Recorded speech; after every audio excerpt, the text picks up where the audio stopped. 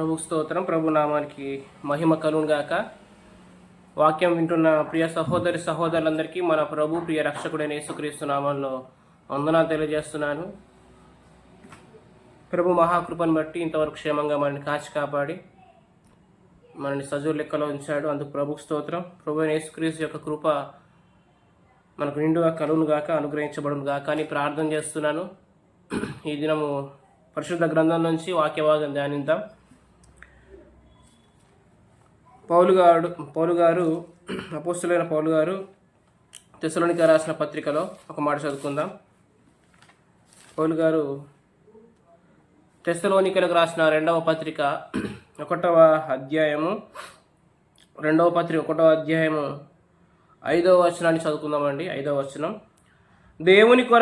దేని కొరకు మీరు శ్రమపరుచున్నారో ఆ దేవుని రాజ్యమునకు మీరు యోగ్యులని ఎంచబడు నిమిత్తము మీరిట్లు ఓర్చుకొనుట దేవుని న్యాయమైన తీర్పునకు స్పష్టమైన సూచనయై ఉన్నది. ప్రార్థన చేద్దామండి. కళ్ళు మూసుకున్నట్లయితే ప్రార్థన చేద్దాం. ప్రియ పరలోకపు తండ్రి, మీకు వందనాలు, స్తోత్రాలు చెల్లిస్తున్నాం. యేసుక్రీస్తు ద్వారా మాకు అనుగ్రహించిన ఈ రక్షణను బట్టి మీకు వందనాలు. ఇదిగో నాయన, మీరు మాకు ఇచ్చిన ఈ జీవితాన్ని బట్టి మీకు స్తోత్రాలు. మమ్మల్ని జీవింపజేసే మాటలు, మరి మమ్మల్ని కొనసాగింపజేసే మాటలు ఆత్మ ద్వారా బయలుపరచండి నాయన. ప్రయోజనకమైనది దాచుకోకుండా తండ్రి, సంపూర్ణంగా మీరే బోధించమని కోరుతున్నాం నాయన. ఏమాత్రం శరీరాన్ని ఆస్పదం చేసుకోకుండా, నాకున్న జ్ఞానాన్ని బట్టి ముందుకెళ్లకుండా నాయన, దేవుని శక్తియో ఆత్మ అనుగ్రహించు. ఆ దృష్టాంతరంని మా ప్రభు ఎత్తిపడుతూ చెప్పే కృప అనుగ్రహించండి, బలపరచండి. వినువారందరికీ మీరు కలుగును గాక అని మేము స్తుతిస్తూ యేసుక్రీస్తు ప్రభు నామపేట ప్రార్థిస్తున్నాం పరమ తండ్రి, ఆమెన్. ప్రియులారా, ఇక్కడ గమనించండి. అపోస్తలుడైన పౌలు గారు తెస్సలోనికీయులకు రాసిన 2వ పత్రిక 1వ అధ్యాయం 5వ వచనాన్ని మరలా చదువుకుందాం.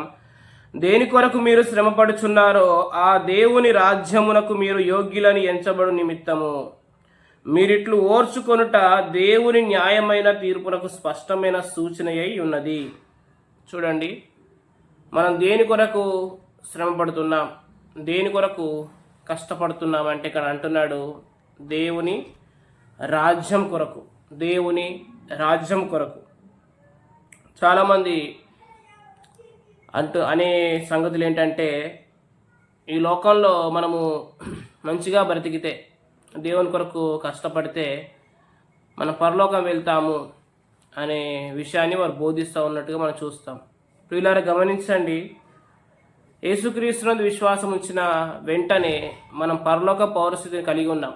ఫిలిప్పీలకు రాసిన పత్రిక 3వ అధ్యాయము 20వ వచనంలో ఏముందంటే, మన పౌరస్థితి పరలోకమందు ఉంది. యేసుక్రీస్తుని సొంత రక్షకునిగా అంగీకరించిన వెంటనే మనం పరలోకంలో కూర్చున్నాం. కాబట్టి మన పౌరస్థితి ఎక్కడుందంటే పరలోకంలో ఉంది. ఎఫెసీయులకు రాసిన పత్రిక 2వ అధ్యాయము 7వ వచనం ప్రకారం మనం చాలాసార్లు ఈ వచనం చదువుకున్నాం. ఎఫెసీ పత్రిక 2వ అధ్యాయం 7వ వచనంలో ఏముందంటే, క్రీస్తు యేసునందు మనలను ఆయనతో కూడా లేపి పరలోకమందు ఆయనతో కూడా కూర్చుండబెట్టెను అని ఉంది. కూర్చుండబెడతాడని లేదు, కూర్చుండబెట్టెను.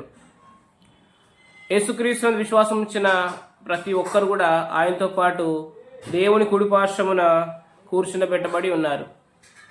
అయితే చాలామంది ఏమంటారంటే, మనము దేవుని కొరకు క్రియలు చేసి దేవుని కొరకు చాలా ప్రయాసపడి ఆ పరలోకంలో మనం స్థానం సంపాదించుకుందాము, ఆ క్రియలు చేస్తేనే, దేవుని కొరకు కష్టపడితేనే మీరు పరలోకాన్ని చేరుకుంటారు, లేకపోతే నరకంలో వేయబడతారు, ఆ దేవుని ఆ పరలోకంలో మీరు వెళ్ళాలని చెప్పే బోధ చేస్తూ ఉన్నారు.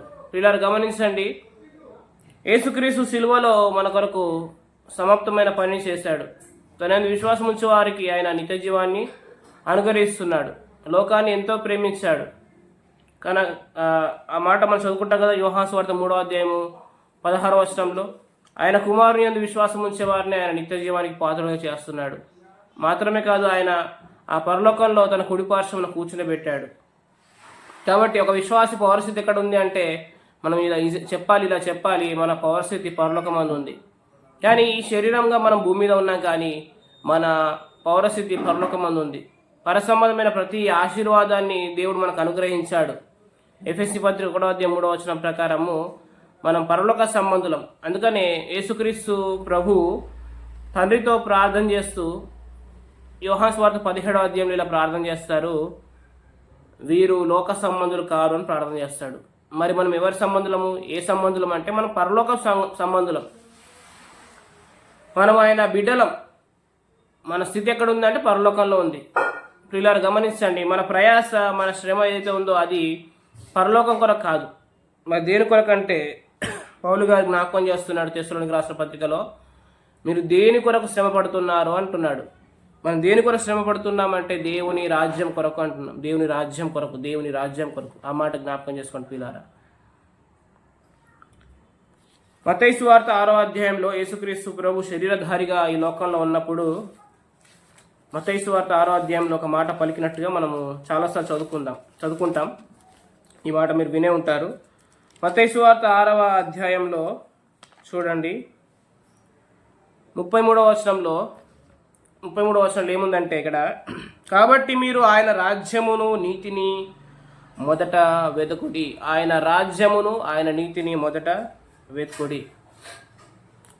నీతి, ఒక వ్యక్తి నీతిమంతుడు ఎలా అవుతాడు అంటే రోమపత్రిక 3వ అధ్యాయం 24వ వచనం ప్రకారము, కాబట్టి నమ్మువారు విశ్వాసం మూలంగానే నీతిమంతులు తీర్చబడుతున్నారు. ఎవరైనా విశ్వాసం ఉంచాలంటే యేసుక్రీస్తునందు విశ్వాసం ఉంచాలి. సో ఇక్కడ ఆ మాట ప్రభు చెప్పలేదు, కానీ ఆ తర్వాత పౌలు గారి ద్వారా రివీల్ అయింది. అది ఒక మనిషి, ఒక వ్యక్తి దేవుని దృష్టికి నీతిమంతుడు ఎలా అవుతాడు అంటే క్రియలు లేకుండా, పని చేయకుండా, రోమపత్రిక 4వ అధ్యాయం 5వ వచనం ప్రకారము క్రియలు లేకుండానే దేవుని దృష్టికి నీతిమంతులుగా అవ్వచ్చు. ఎలాగంటే కేవలం యేసుక్రీస్తునందు విశ్వాసం ఉంచడం ద్వారా. యేసుక్రీస్తు నా కొరకు చనిపోయాడు, నా అపరాధం నిమిత్తమైన అప్పగించబడ్డాడు, నా కొరకు లేపబడ్డాడు అని నమ్మితే, హృదయమందు విశ్వసించి నోటితో ఒప్పుకుంటే అతడు నీతిమంతుడిగా తీర్చబడతాడు. దాన్ని ఉచితంగా అన్నాడు, ఉచితముగా. ఎఫెసీ పత్రిక 2:8లో కూడా అదే మాట ఉంటుంది కదా, మీరు విశ్వాసం ద్వారా కృపచేతనే రక్షించబడి ఉన్నారు. అంటే అందులో మన సామర్థ్యం కానీ, మన బలము కానీ, మన క్రియలు కానీ ఏమీ లేకుండానే ఉచితంగా మనము ఆయన దృష్టికి నీతిమంతులుగా మనం తీర్చబడుతున్నాం ప్రియులారా. కాబట్టి ఇక్కడ ఆయన రాజ్యమును ఆయన నీతిని వెతకండి అంటే మొదట మన నీతిమంతులం ఎలా అవుతున్నామంటే దేవుడు చేసిన కార్యాన్ని బట్టి నీతిమంతులం అవుతున్నాం. ఇందులో మన వర్క్స్ ఏం లేవు ప్రియులారా. సో ఎవరైతే నీతిమంతులు అని ఎంచుకుంటారో, ఎవరైతే నీతిమంతులమైన మనస్సాక్షి కలిగి ఉంటారో వారిలో ఉన్న పరిశుద్ధాత్ముడు వారిలో పనిచేయడం స్టార్ట్ చేస్తాడు. పౌలు గారు ఒక మాట ఇలా అంటాడు, కొరింథీయులకు రాసిన 2వ పత్రిక 5వ అధ్యాయము 21వ వచనంలో ఇలా అంటాడు. చూడండి ఒకసారి, పౌలు గారు కొరింథీయులకు రాస్తూ వారికి ఇలా జ్ఞాపకం చేస్తాడు. చూడండి 5వ అధ్యాయం 21వ వచనంలో ఏముందంటే, ఎందుకనగా మనం ఆయన యందు దేవుని నీతి అగునట్లు పాపమెరుగని ఆయనను మన కోసం పాపముగా చేసెను. ఇప్పుడు మనం ఎవరమని చెప్తున్నాడు పౌలు గారు అంటే, మనం క్రీస్తునందు దేవుని నీతి, we are God's righteousness in Christ Jesus. ఇలా మనం అనుకోవాలి, I'm the righteousness of God in Christ. నేను క్రీస్తునందు దేవుని నీతి అయి ఉన్నాను. మీరు చూడండి కొరింథీ మొదటి పత్రిక 1వ అధ్యాయం 31వ వచనాలు కూడా, అతిశయించువాడు ప్రభువునందే అతిశయించవలను అని వ్రాయబడినది నెరవేరునట్లు క్రీస్తే మనకు నీతి అయి ఉన్నాడు. ఇప్పుడు మన నీతి ఎవరంటే యేసుక్రీస్తు ప్రభు. యేసుక్రీస్తు చనిపోయి తిరిగి లేచి దేవుని సముఖమందు ఆయన నిలబడి ఉన్నాడు, మన పక్షాన ఉత్తరవాదిగా ఉన్నాడు. ఆయన మన నీతిగా కనబడుతున్నాడు దేవుడికి. కాబట్టి ఇప్పుడు మన రిప్రజెంటేషన్ ఎవరు, మన ప్రతినిధి ఎవరంటే యేసుక్రీస్తు ప్రభు. ఆయనను బట్టి దేవుడు మన పట్ల కరుణ చూపిస్తున్నాడు, కటాక్షం చూపిస్తున్నాడు. ఇప్పుడు మన నీతిమంతులుగా ఆయన ఎంచుతున్నాడు. ప్రియులారా గమనించండి, పౌలు గారు అంటున్నారు మనం ఆయన యందు దేవుని నీతి అంటున్నాడు. సో ఎవరైతే నీతిమంతులు అని ఎంచుకుంటారో వాళ్ళ మనస్సాక్షి చాలా బలంగా ఉంటుంది. బలమైన మనస్సాక్షి ఉంటేనే, ఈ బలమైన మనస్సాక్షికి ఇంకా ఇలా పేరున్నాయి. ఎలా అంటే బలమైన మనస్సాక్షి అంటే నిర్మలమైన మనస్సాక్షి, దాన్నే కల్మషం తోచని మనస్సాక్షి, దాన్నే మంచి మనస్సాక్షి కూడా అంటారు. బలమైన మనస్సాక్షి, నిర్మలమైన మనస్సాక్షి, కల్మషం తోచని మనస్సాక్షి, మంచి మనస్సాక్షి. పౌలు గారు తిమోతికి రాస్తూ ఒక మాట జ్ఞాపకం చేస్తాడు. 1 తిమోతి పత్రిక 3వ అధ్యాయం 9వ వచనంలో విశ్వాస మర్మమును మంచి మనస్సాక్షితోనే గైకుంటామని రాస్తాడు. సో ఎవరైతే నేను క్రీస్తునందు నీతిమంతుణ్ణి, నేను పరిశుద్ధుణ్ణి, ఆయన బిడ్డను, ఆయన కుమారుని ఎంచుకుంటారో వారు విశ్వాస మర్మాన్ని గైకుంటారు. వారు మాత్రమే విశ్వాస వాక్యాన్ని వారు చాలా చక్కగా అనుభవిస్తారు. వారు విశ్వాసం మూలంగా జీవిస్తారు. ప్రియులారా గమనించండి. మరి ఈ విశ్వాసము నీతిమంతులని ఎంచుకునే మనస్సాక్షి ఎందుకు కలిగి ఉండాలంటే ఇప్పుడు చూడండి, మనకు అనుగ్రహించబడిన పరిశుద్ధాత్ముడు ఆయన ఎందుకు ఈ లోకానికి వచ్చాడు అనే మన విషయాన్ని మనం గమనించాలి. మనం యేసుక్రీస్తునందు విశ్వాసం ఉంచిన తర్వాత పరిశుద్ధాత్మను పొందుకున్నాం. ఆయన మనలో ఎల్లప్పుడూ ఉంటాడు. మరి ఆయన వచ్చిన పర్పస్ ఏంటిది, ఆయన వచ్చిన పని ఏంటిది అంటే యోహాను సువార్త 16వ అధ్యాయము 8 నుంచి 11 వచనాల్లో ఆయన అంటాడు, మీరు ఇక నన్ను చూడరు గనుక నువ్వు నీతిని గూర్చి ఒప్పుకొని చేస్తాను అంటున్నాడు. అంటే యేసుక్రీస్తునందు విశ్వాసం ఉంచిన వారిని ఆయన నీతిని గురించి ఒప్పుకొని చేయడానికి మనలో ఉన్నాడు. అంటే పరిశుద్ధాత్ముడు ఒక సేవకుని వాడుకుంటున్నప్పుడు ఆ సేవకుడు మీరు క్రీస్తునందు ఏమై ఉన్నారు అని చెప్తే అప్పుడు మనం ఏమనుకుంటాం అంటే ఎస్ నిజమే కదా, నేను యేసుక్రీస్తునందు నీతిమంతుణ్ణి, ఆయన తన కుమారునికి చేస్తాడు, తన బిడ్డకు చేస్తాడు అనే మంచి మనస్సాక్షి మనకు కలుగుతుంది. అంటే ఇప్పుడు ఆత్మప్రభు నీతిని గురించి ఒప్పుకొని చేస్తున్నాడు. తద్వారా యేసుక్రీస్తులో ఉన్న వాటిని మనకు బోధిస్తాడు, మనకు బయలుపరుస్తాడు, మనకు చెప్తాడు. ఆయన అందుకోసమే మన లోపల ఉన్నాడు ఆయన. ప్రియులారా గమనించండి. సో పరిశుద్ధాత్ముడు మనలో పనిచేయాలంటే మనకు మంచి మనస్సాక్షి ఉండాలి. మనం నీతి విషయం ఎప్పుడు కూడా ఒప్పుకుంటూ ఉండాలి. పౌలు గారు ఈ విషయాన్ని ఒకసారి జ్ఞాపకం చేస్తూ అపోస్తలుల కార్యముల గ్రంథం 24వ అధ్యాయంలో ఇలా అంటాడు. అపోస్తలుల కార్యముల గ్రంథం 24వ అధ్యాయంలో ఇలా అంటాడు, చూడండి 16వ వచనం అండి. ఈ విధమున నేను దేవుని ఎడలను మనుషుల ఎడలను ఎల్లప్పుడూ నా మనస్సాక్షి నిర్దోషమైనదిగా ఉండినట్లు అభ్యాసం చేసుకొంచున్నాను. అంటే నా మనస్సాక్షి ఎప్పుడు నిర్దోషంగా ఉండాలంటున్నాడు. నేను దాన్ని ప్రాక్టీస్ చేస్తున్నా. రోమపత్రిక 6వ అధ్యాయంలో కూడా 2వ వచనంలో పౌలు గారు ఎలా అంటాడంటే మనం పాపం విషయమే చనిపోయిన వారం అంటాడు. రోమపత్రిక 6వ అధ్యాయం 7వ వచనంలో ఇలా అంటాడు మనం పాప విముక్తులము అంటాడు. అదే అధ్యాయం 14వ వచనంలో మనం పాప ప్రభుత్వం కింద లేము అంటాడు. ఇలా ఎంచుకుంటున్నానంటాడు. 6వ అధ్యాయం 11వ వచనం ప్రకారము పాపం విషయమై మృతులుగాను, నీతి విషయమై దేవుని ఎదుట క్రీస్తు చేసినందుకు సజీవులుగా మిమ్మల్ని మీరే ఎంచుకోండి అంటున్నాడు. ఎంచుకొనుట అంటే మనస్సాక్షి. మనం ఏదైతే ఎంచుకుంటున్నామో అదే మన మనస్సాక్షి. నువ్వు పాపివని ఎంచుకుంటే నీకు బలహీనమైన మనస్సాక్షి ఉన్నట్టు, లేదు నేను క్రీస్తునందు నీతిమంతుని అని ఎంచుకుంటే నీకు బలమైన మనస్సాక్షి ఉన్నట్టు. సో ఆ మనస్సాక్షిని ఇక్కడ పౌలు గారు ఎప్పుడు అభ్యాసం చేస్తున్నా అంటే ప్రాక్టీస్ చేస్తున్నా, సాధకం చేస్తున్నా అంటున్నాడు. సో ఈ ప్రాక్టీసింగ్లోకి మనం వస్తే మనలో పరిశుద్ధాత్ముడు గంతులేస్తాడు. ప్రియులారా, మనలో ఉన్న పరిశుద్ధాత్ముడు ఆయన చాలా ఆనందిస్తాడు. ఎందుకంటే ఆయన నేను అందుకోసమే కదా వచ్చింది వీళ్ళ లోపలికి, అందుకోసమే కదా నేను పనిచేస్తుంది అని ఆయన ఉద్దేశం ఎరిగి యేసుక్రీస్తులో ఉన్న వాటిని మనకు చెప్తాడు, యేసుక్రీస్తుని గురించి సాక్ష్యం ఇస్తాడు. అప్పుడు మనం ప్రభు పోలికలోకి మనం మార్చబడతాం. ప్రియులారా, కొరింథీ పత్రిక 3వ అధ్యాయం 2వ పత్రిక 3వ అధ్యాయం 18వ వచనం ప్రకారం ప్రభువగు ఆత్మ చేత ఆ పోలికలోకి మనం మార్చబడతాం. అంటే ఆ పోలికలో కంటే క్రీస్తు పోలికలోకి, క్రీస్తు వలన మనకు దయచేయబడిన వాటి పోలికలోకి, ఆ కార్యాల్లోకి మనం వెళ్తాం, వాటిని పొందుకుంటాం. ప్రియులారా, కాబట్టి గమనించండి ప్రియులారా, మొదట నా రాజ్యమును నీతిని వెతకండి అంటే మొదట మనం ఆయన యందు మనము ఎలా నీతిమంతులం అయ్యాం దాన్ని మనం ఎంచుకోవాలి, ఆ మనస్సాక్షిని ప్రాక్టీస్ చేయాలా. దీని ద్వారా ఏం జరుగుతుందంటే రోమపత్రిక 5:21 అన్నాడు నీతి ద్వారా కృప అన్నాడు. నీతి ద్వారా కృప అంటే మనం నీతిమంతులమని ఎంచుకుంటే మనకు కృపను అనుభవిస్తాం. ప్రియులారా, కృప దాన్ని ఇలా అనొచ్చు, కృపావరం అనే జీవం, లైఫ్ కలుగుతుంది. సో యేసుక్రీస్తు లైఫ్ అది మనలో కలుగుతున్నప్పుడు మనలో ఉన్న ప్రతి పార్ట్ కూడా, మనలో ఉన్న ప్రతి అవయవం కూడా ప్రభు కొరకు పనిచేస్తుంది. ప్రియులారా, ప్రభు కొరకు నీతి సాధనంగా అది పనిచేస్తుంది. యేసుక్రీస్తునందు విశ్వాసం ఉంచిన తర్వాత, లేకపోతే ఆయన మన కొరకు తన ప్రాణాన్ని పెట్టాడు. ఎందు నిమిత్తమే తన ప్రాణాన్ని పెట్టాడు ఒకసారి మనం జ్ఞాపకం చేసుకుని ముందుకెళ్దాం. రోమపత్రిక 6వ అధ్యాయం 6వ వచనం. మనం ఇకను పాపమునకు దాసులము కాకుండుటకు రెండవది పాప శరీరము నిరర్ధకమవునట్లు మన ప్రాచీన స్వభావం ఆయనతో కూడా సిలువ వేయబడినని ఎరుగుదుము. చూడండి, యేసుక్రీస్తు మన కొరకు చనిపోయింది ఎందుకంటే మనం ఇక ఎన్నటికి పాపానికి దాసులం కాదు. సో పాపపు ఉనికి మనకు సంబంధం లేదన్నమాట. రెండవదిగా పాప శరీరము నిరర్ధకమవునట్లు.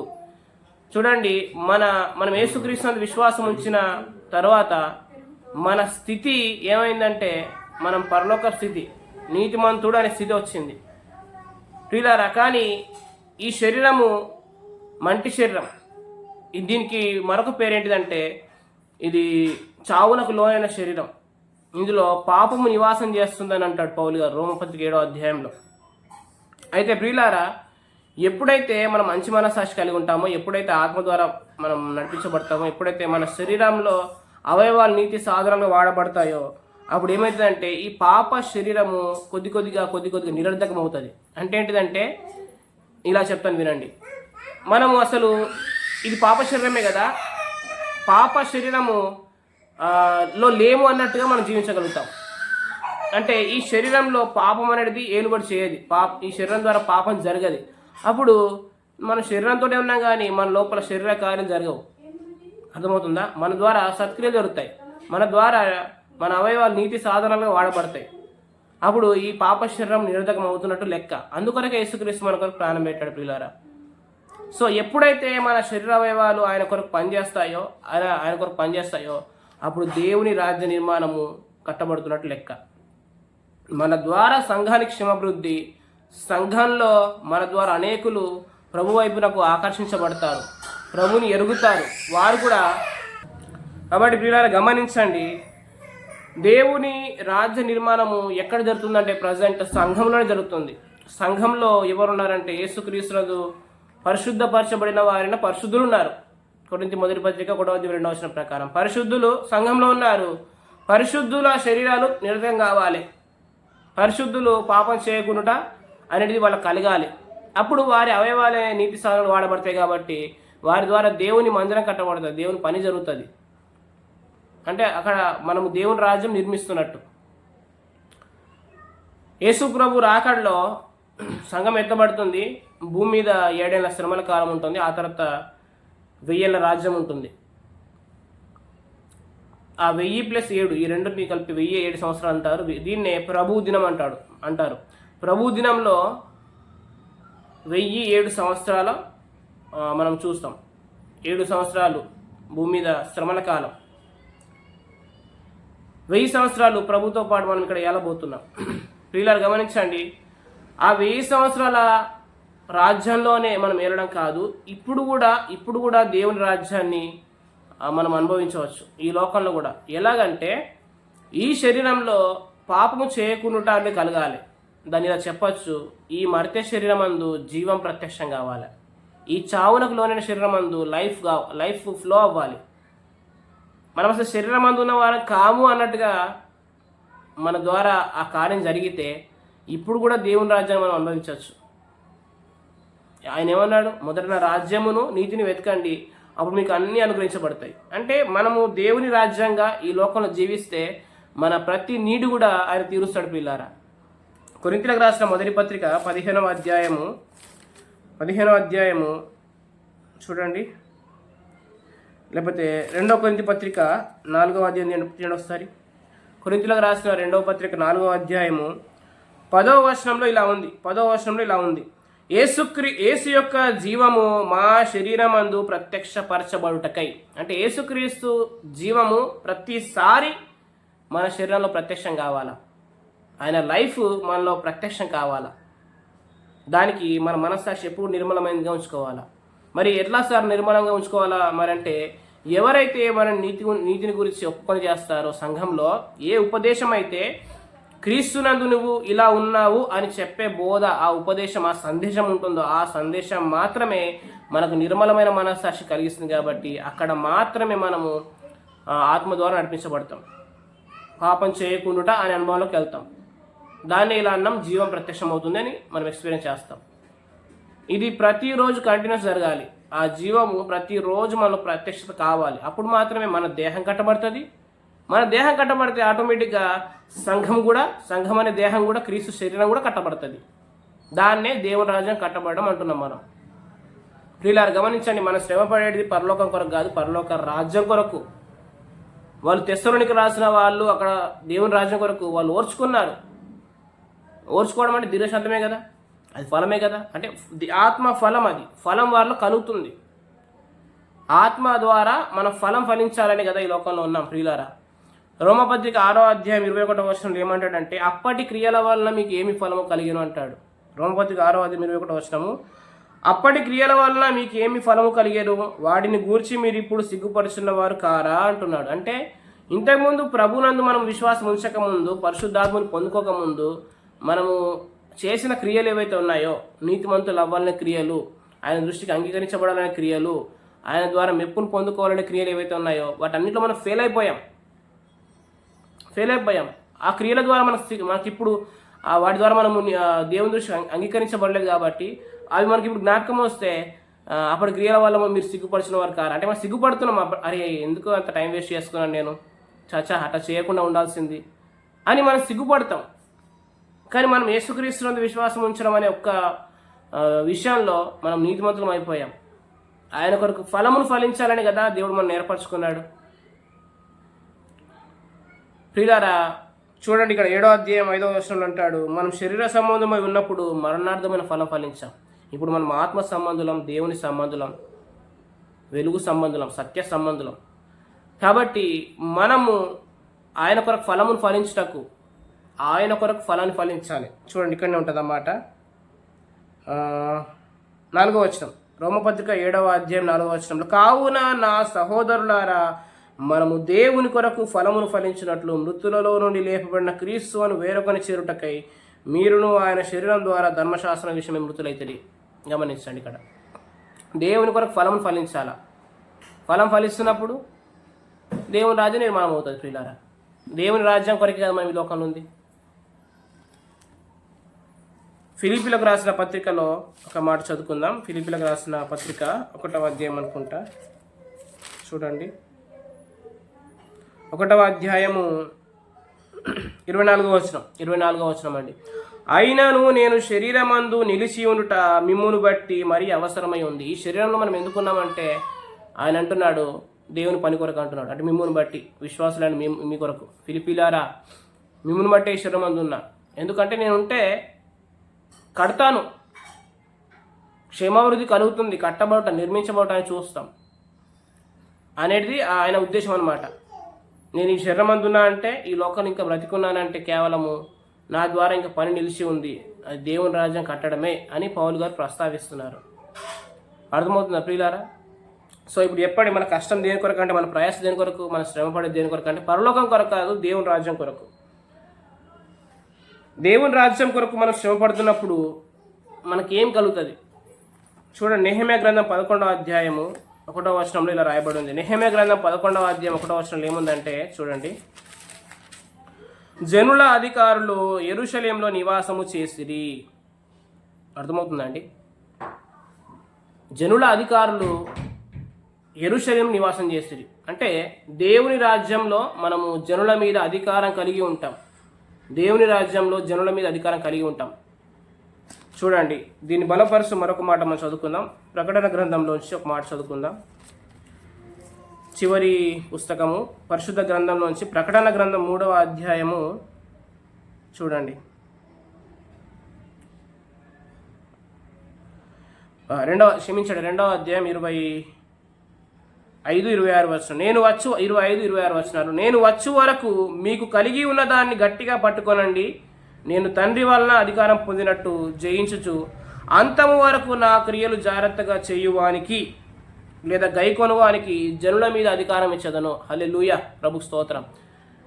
ప్రభు మనకు అప్పగించిన క్రియలు ఏంటిదంటే సత్క్రియలు, మంచి క్రియలు. అంటే మన శరీరంలో జీవం ప్రత్యక్షమైతే, మన అవయవాలు దేవుని కొరకు వాడబడితే మన ద్వారా సత్క్రియలు, సత్కార్యాలు, మంచి క్రియలు జరుగుతాయి ప్రియులారా.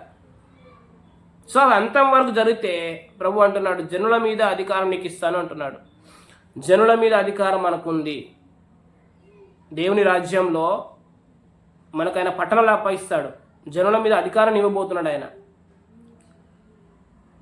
అతడు ఇనుప దండంతో వారిని ఏలును. వారు కుమ్మరి వారి పాత్రల వలె పగలగొట్టబడుదురు, మరియు అతనికి వేకువ చుక్కను ఇచ్చెదను. చూడండి, ఇప్పుడు ఈ దేహంలో మనం వెళ్తే ఆ రాజ్యంలో కూడా వెళ్తాం. ఇనుప దండంతో ఏలుదురు. రెండోదిగా వారి కుమ్మరి వాని పాత్ర వారే పగలగొట్టబడుదురు. ఇప్పుడు మన శరీరము మంటి ఘటం అన్నాడు. మంటి ఘటం ఇది. ఈ ఘటంలో పాపం అనేది ఏలకూడదు. అంటే పాప శరీరము డే బై డే నిరర్ధకం కావాలి. అంటే అసలు ఈ శరీరం ద్వారా పాపం జరుగుట అనేది కలగద్దు. అది నిరర్ధకం కావాలి. అది నిరర్ధకం కావాలి. సో అసలు ఈ దేహం అందు ఉన్న వారం కాదు మనం అన్నట్టుగా మన శరీరం ఆ విధంగా ప్రవర్తించే విధంగా జరుగుతుంది ప్రియులారా. ఎప్పుడు అంటే మన ద్వారా ఫలించబడుతున్నప్పుడు. సో ఆ విధంగా మూడోది ఏమన్నా అంటే అతనికి వేకువ చుక్కను ఇచ్చేదను. ప్రభు ఎందుకోసం వస్తున్నాడంటే సంఘం కొరకు రాబోతున్నాడు. వేకువ చుక్కగా రాబోతున్నాడు ఆయన.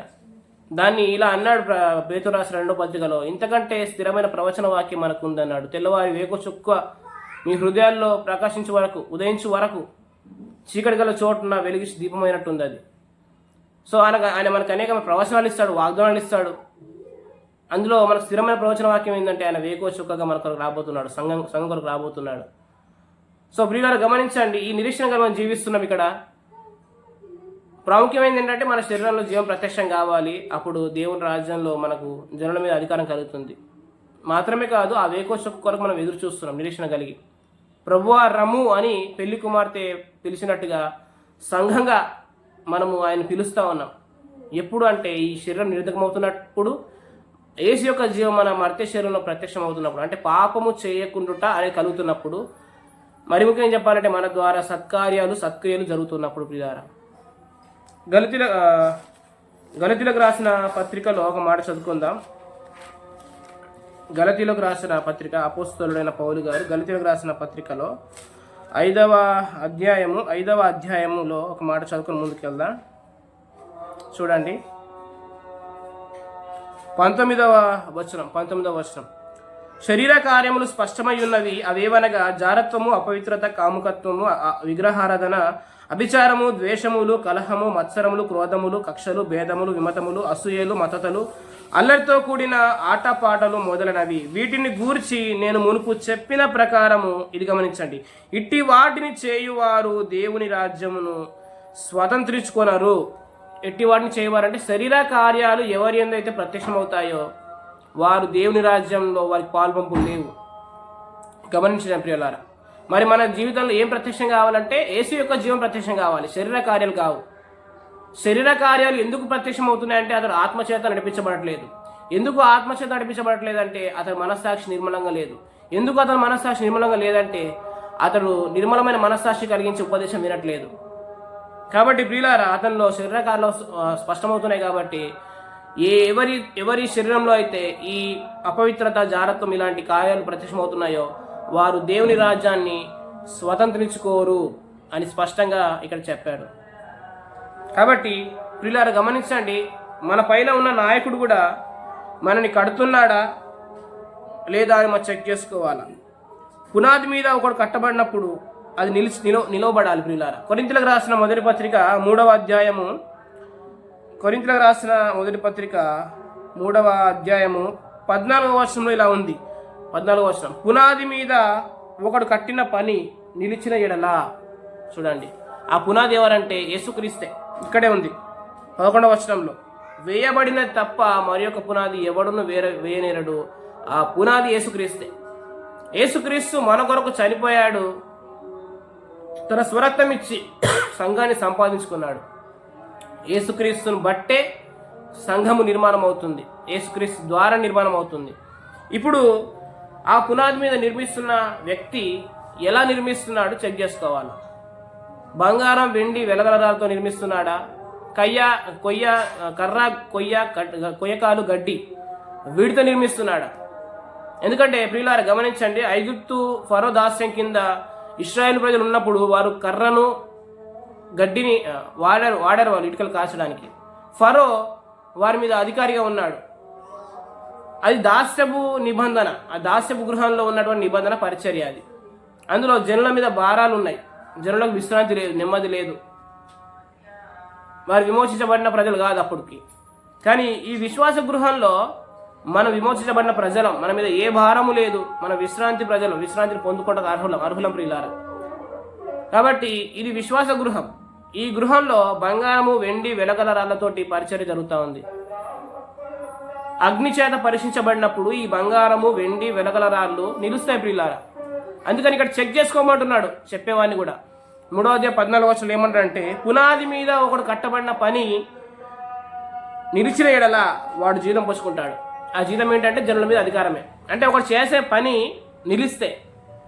నిలిచి ఉంటే, దేవుడు ఆ దినాన్ని అగ్నిని పంపించినప్పుడు వాని పని కాలిపోకుండా నిలిచి ఉన్నట్లయితే అతనికి జీతం కలుగుతుంది ప్రియులారా.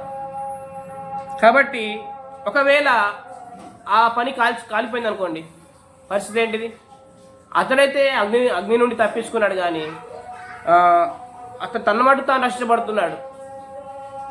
అర్థమవుతుంది పిల్లారా? కేవలం నరకాన్ని తప్పిస్తున్నాడు, కానీ దేవుని రాజ్యంలో అధికారాన్ని కోల్పోయేలా తన విశ్వాసులకు చేస్తున్నాడు ఆయన.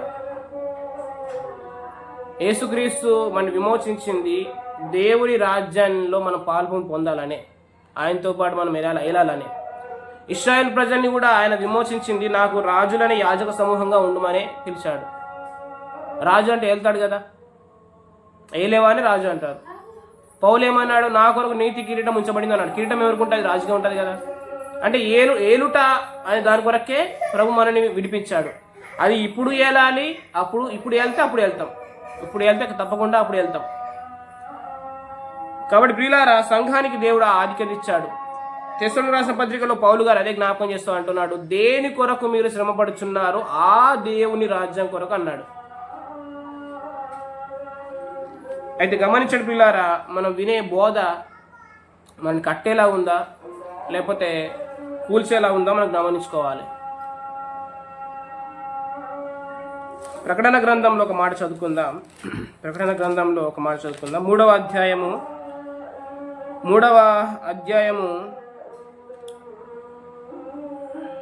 3వ వచనం చదువుకుందాం. 3వ వచనం, నీవేలాగు ఉపదేశం పొందితేవో ఎలాగూ వింటివో జ్ఞాపకం చేసుకొని దాన్ని గైకొనుచు మారుమనసు పొందుము. నీవు జాగరూకుడవై ఉండని ఎడల నేను దొంగ వలె వచ్చేదను, ఏ గడియను నీ మీదికి వచ్చేదనో నీకు తెలియదు. అయితే తమ వస్త్రములను అపవిత్రపరచుకొని కొందరు సార్దిస్లో నీ యొద్ద ఉన్నారు, వారు అర్హులు. జాగ్రత్తగా గమనించండి. ఎవరైతే వస్త్రాన్ని అపవిత్రపరచుకోవట్లేదో, అంటే ఇలా చెప్తాం వినండి, జారత్వం ద్వారా వస్త్రాలు అపవిత్రపరచబడుతున్నాయని యూదా పత్రికలో ఉంది. శరీరం వలన డాగుపడిన అంగి అని, అంటే అతనిలో శరీర కార్యాలు స్పష్టమవుతున్నాయి, అంటే పరిశుద్ధత ఫలం అని కలగట్లేదు. ఎవరి ఏంటైతే శరీర కార్యాలు స్పష్టమవుతున్నాయో వారి వస్త్రాలు అపవిత్రమవుతున్నాయి. వారి వస్త్రాలు అపవిత్రమవుతున్నప్పుడు వారు దేవుని రాజ్యానికి అర్హులు కాదు. మరి ఇక్కడ సార్దిస్లో ఉన్న వారు ఏమవుతున్నారంటే, తమ వస్త్రములను అపవిత్రపరచుకొని కొందరు సార్దిస్లో ఉన్నారు, వారు అర్హులు అంటున్నారు. ఇప్పుడు గమనించండి పిల్లారా, ఏ సంఘంలో అయితే విశ్వాసులు పరిశుద్ధత ఫలాన్ని ఫలిస్తున్నారో వారు దేవుని రాజ్యం కొరకు వారు ప్రయాసపడుతున్నారు. మనం ఇందాక శరీర కార్యములు అని చదువుకున్న టాపిక్ కింద 5వ అధ్యాయం 22వ వచనంలో ఆత్మ ఫలం ఏమనగా అన్నాడు. ప్రేమ, దీర్ఘశాంతము, సంతోషం, దయాళుత్వము, ఇవన్నీ ఉన్నాయి కదా ఆత్మఫలము.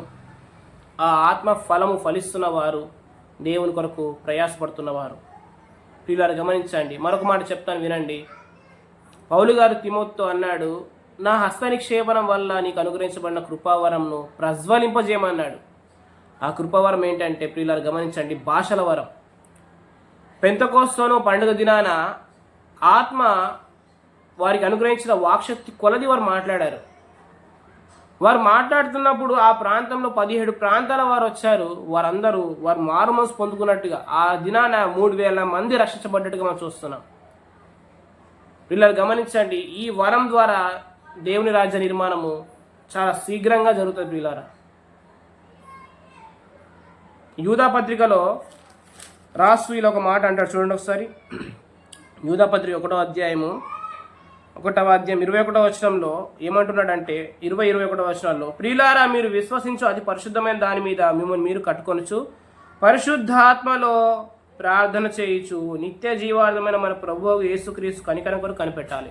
ప్రభు కనికరం మన పట్ల నిండుగా కలిగితే దేవుని రాజ్యం నిర్మాణం అవుతుంది. దానికి ఇలా అంటున్నాడు, మీరు పరిశుద్ధాత్మలో ప్రార్థన చేయండి అంటున్నాడు. ఆత్మలో ప్రార్థన చేయండి.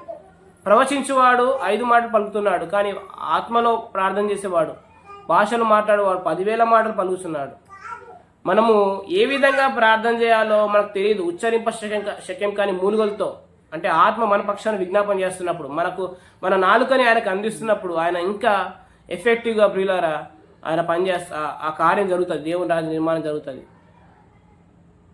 ప్రియులారా గమనించండి, నా హస్త నిక్షేపణ వల్ల నీ కలిగిన కృపావరం దాన్ని ప్రజ్వలింపజేయమంటున్నాడు. కొత్త ఆత్మ యొక్క ప్రథమ ఫలములు అని చెప్పబడిన మాట ఏంటిదంటే ఈ భాషల వరమే. ప్రియులారా చాలా ఎఫెక్టివ్గా మనము ఈ వరము ద్వారా దేవుని రాజ్యం కొరకు మనం ప్రయాసపడవచ్చు. ప్రధాన యాజకుని వస్త్రంలో ఏముందంటే దానిమ్మ పండు గంట ఉంది.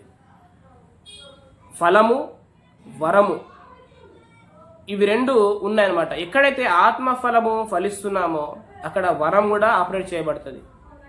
ఇప్పుడు మనం ఇందాక చూసుకున్నట్లు ఆత్మ ఫలము ఇవి ఉన్నాయి కదా, మన జీవితంలో జీవం ప్రత్యక్షం అవుతున్నప్పుడు ఆటోమేటిక్గా ఫలం ఫలిస్తాం మనం దేవుని కొరకు. ఆ ఆత్మలో ఫలం ఫలిస్తున్నప్పుడు మన జీవితంలో వరాలు కూడా ఆపరేట్ చేయబడతాయి. ప్రియులారా కొరింథీయులకు రాసిన మొదటి పత్రిక 12వ అధ్యాయంలో ఈ ఆత్మ వరాలని గురించి మనం చూస్తాం. కొరింథీయులకు రాసిన మొదటి పత్రిక 12వ అధ్యాయంలో ఏముందంటే చూడండి, 8వ వచనంలో ఒకరికి ఆత్మ మూలంగా బుద్ధివాక్యం, మరొకరికి ఆత్మను అనుసరించి జ్ఞానవాక్యం, ఆ ఆత్మ వలన విశ్వాసము, స్వస్థపరచు వరము, అద్భుతములు కార్యం చేయు వరం, శక్తి, ప్రవచన వరము, ఆత్మల వివేచన, నానా విధమైన భాషలు అర్థం చెప్పు శక్తి, ఇవన్నీ కూడా కృపావరాలు. ఇవన్నీ కూడా ఫలం ఫలిస్తున్నప్పుడు కలుగుతాయి. దేవుని వాక్యం శీఘ్రంగా ప్రబలాలి, దేవుని రాజ్య నిర్మాణం జరగాలంటే ఆత్మ ద్వారా జరుగుతుంది. ప్రియులారా హగ్గై గ్రంథంలో ఒక మాట ఏమంటాడంటే, జెరుబ్బాబెలు నువ్వు భయపడకు, నా ఆత్మ మీ మధ్య ఉందంటాడు. అంటే అర్థం ఏంటిదంటే ఆ ఆత్మ వరము, ఆ ఆత్మ ప్రభు వరంగా పనిచేస్తే ఇంకా మందిరం కట్టబడటము, దేవుని రాజ్య నిర్మాణం శీఘ్రంగా జరుగుతుంది. ప్రియులారా గమనించండి. అందుకని పౌలు గారు అంటాడు, మీరు భాషల్ని మాట్లాడుట మీరు అపేక్షించండి అంటాడు. నేను మీ అందరికంటే ఎక్కువ భాషలతో మాట్లాడుతున్నాను అంటాడు. సంఘంలో మాట్లాడే భాషలు వేరు, దానికి అర్థం చెప్తేనే కానీ మనము మాట్లాడకూడదు, లేకపోతే మనం ఉండాలి. కానీ తనతోనూ దేవునితోనూ మాట్లాడుకోవచ్చు అని చెప్పాడు. మనం ఏ విధంగా ప్రార్థన చేయాలో మనకు తెలియదు, కాబట్టి ఉచ్చరింప శక్యం కానీ మూలుగులతో ఆత్మ మన పక్షాన్ని విజ్ఞాపన చేయిస్తాడు. 5 మాటలు పలకడం వేరు, 10,000 మాటలు పలకడం వేరు.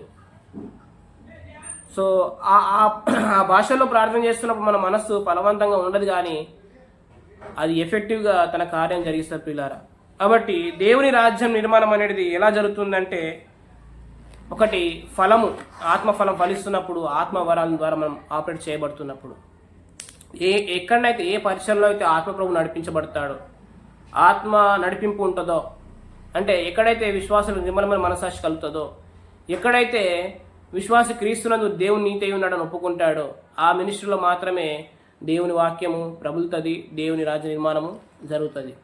కాబట్టి ప్రియులారా గమనించండి, క్రీస్తునందు మనం ఏమై ఉన్నాము అనే ఆ నీతి కారణము పరిచర్య మనకు దొరికితే మనం ధన్యులం. తద్వారా దేవుని రాజ్యంలో మనము ఆ రాజ్యాన్ని స్వతంత్రించుకుంటాం. అటు కృప ప్రభు అందరూ దయచేయను గాక. చిన్న మాట ప్రార్థన చేసి మనము ముగించుకుందాం. ప్రేమగల మా తండ్రి, మీకు వందనములు స్తోత్రము చెల్లిస్తున్నాం. దేని కొరకు శ్రమపడుచున్నారో ఆ దేవుని రాజ్యం కొరకు అని తెస్సలోనికీయులకు రాసిన పత్రికలు మీరు రాయించినట్టుగా నిజమే తండ్రి, మేము పరలోకం కొరకు కాదు కానీ మీ రాజ్యం కొరకు మేము శ్రమ పడుతున్నాం. విశ్వసించిన మేము మీ రాజ్యంలో జనుల మీద అధికారం కలిగి ఉండాలి నాయన.